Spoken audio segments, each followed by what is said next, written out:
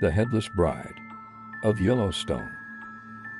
In 1915, a wealthy businessman tried to arrange his daughter's marriage, but she fell in love with the family servant. The father did not think too highly of the servant, as he would try to convince his daughter that he was a manipulative gold digger.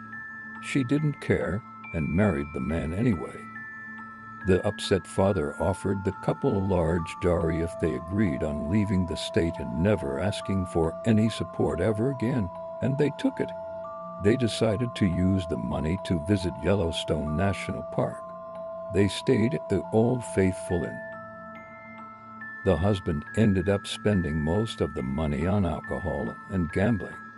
This caused lots of fighting between the two, as hotel staff often heard the two yell at each other inside their room.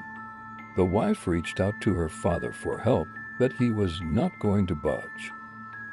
One night, after a particularly loud argument, the husband stormed out of the room and left, never to be seen again. The staff decided to let the bride have some alone time, but after a few days of inactivity, they went to check on her. When they entered the room, they were horrified.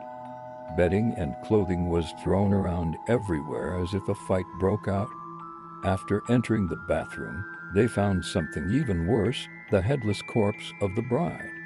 The head was nowhere to be found.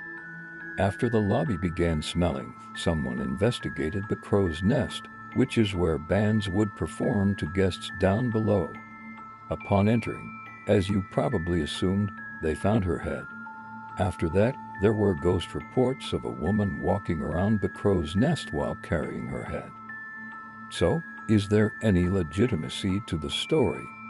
Well, George Borman, a previous assistant manager of the inn, revealed in an interview that he made the story up. So, even though the story isn't true, it is quite the campfire story.